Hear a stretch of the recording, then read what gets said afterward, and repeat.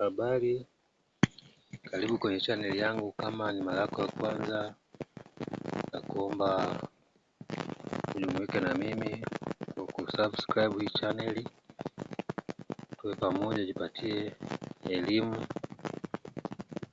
itakuwa kusaidia, pia na burudani ambazo nitakuwa naziweka katika hii channel. Utajifunza na kuburudika katika hii channel, so na kuomba usubscribe, tujumuike kwa pamoja. Sasa bila kupoteza muda, leo kuna vitu nataka nikupe kwa kujifunza. Somo letu la leo linaitwa psychology trick. Hizi ni mbinu za kisaikolojia zitakazo kusaidia kujenga heshima popote ulipo. Yaani hapa ni popote utakapokuwepo utapata heshima kama utatumia psychology trick au mbinu za kisaikolojia zifuatazo. Ukizitumia, yaani kama utaanza kuzitumia mbinu hizi, basi zitakupa watu, yaani utaanza kuona watu wanaanza kukuheshimu bila kukuomba, yaani utakuwa na kuheshimu. Sasa bila kupoteza muda, tuanze na trick ya kwanza. Ongea taratibu, sio kwa haraka, yaani uwe unaongea kwa pause. Uwe mtu fulani unaongea kwa pause, sio kwa haraka kama cheleani. Ukitaka kuongea kitu, yaani uongee kwa pause. Una pause kidogo, unaongea, una pause kidogo, unaongea, una pause kidogo. Hiyo itafanya watu wakuamini na kuanza kukuheshimu hapo hapo. Trick ya pili ni usirudie sentensi zako. Hakikisha ni sentensi zako ukishatoa umetoa, hamna kurudia rudia. Yaani kitu kimoja usikirudie mara nyingi ukiongea. Short and clear. Naeleza kitu na kurudia rudia. Hiyo watu itawafanya waanze kuona tofauti sana, na ndipo wataanza kukuheshimu. Trick ya tatu ni uwe mtu ambaye unasikiliza kuliko kuongea. Yaani sikiliza sana, sio mwongeaji sana. Wewe sikiliza, yaani jitahidi uwe mtu ambaye unasikiliza. Na kama uko unataka kuongea, basi kuwa wa mwisho kwenye kuongea, ila katika 100%, 80% wewe sikiliza wanachoongea wengine. Trick ya 4 ni usimame straight. Kipindi uko na watu mmesimama hivi katika jumuiya, simama straight, lile umbile la moja kwa moja. Usiwe kama ambao umebinjua miguu hivi, ni kama unahitaji support. Simama kama mtu ambaye anajiamini, iko vizuri, simama straight. Usiwe kama kibiongo, yani hivyo. Nadhani ushanielewa, ni straight kama mtu ambaye iko imara. Na trick ya 5, usitoe sababu nyingi katika mazungumzo yako. Kama unataka uelezee kitu, sio sababu nyingi. Mfano, mtu anakuambia twende sehemu fulani, mwambie tu kwa sasa hivi sitoweza. Usiweze kutoa misababu, kwa nini imeenda imerudi mpaka wewe hauendi. Yaani no misababu mingi. Njoo kesho kutakuwa na kitu fulani, mimi kuna ratiba bana sitoweza kuja, imetosha. Usitoe misababu mingi kujielezea. Kwa hiyo sio mtu kutoa misababu katika majambo yako. Short and clear, sababu usiziweke. Na mbinu ya 6, trick ya 6 ni unavyoongea na mtu muangalie machoni. Muangalie machoni, usimkwepe.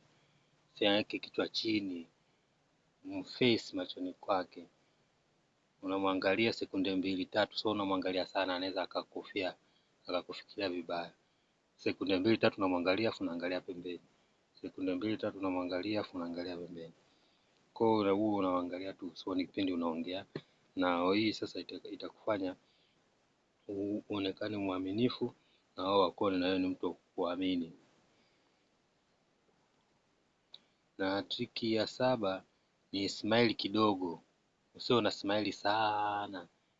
Yaani smile lako ile kama la dola au kama la dhahabu, yaani kidogo tu. So una smile all of time, muda wote una smile. Smile kidogo, usizidishe kusmile. Smile kidogo tu. Na trick ya 8 ni toa maamuzi faster. Yaani inapokuja swala la kutoa maamuzi, toa maamuzi. Usiseme subiria mpaka mtu fulani, au ngoja tumcheki mtu fulani, au ngoja vile. Ikifika sehemu pale wewe unahitajika maamuzi, toa maamuzi yako fast hapo hapo. Usidelay. Sababu ukionyesha kudelay inaonyesha wewe unategemea sehemu nyingine, hawatakuheshimu. Ila ukifika sehemu ya kutoa maamuzi na unatoa fast au delay, wataanza kukuheshimu na kukuona ni mtu wa tofauti sana. Na triki ya 9 ni dhibiti hasira. Hakikisha hasira zako unazidhibiti. Sio mtu kukasirika ovyo. Mtu akikukasirisha kidogo tu wewe unakuja juu. Mtu kaongea kidogo kuhusu nguo zako wewe una panic. Sio mtu wa hivyo. Hakikisha hasira zako unazidhibiti. Ukiona hasira zinakuja juu zinataka zikuchukue, anza kushauti, wewe tulia, vuta pumzi kubwa tu. Usipanic wala nini, hata kama mtu kakutolea neno la ovyo, wewe usipanic, tulia tu. Unamsikiliza, unakuwa mtulivu katika hilo. Kwa hiyo udhibiti hasira. Triki ya 9, mbinu ya 9, huyu mtu ambaye unadhibiti hasira zako. Na tripu ya 10 ambayo itakuwa ndo tripu ya mwisho.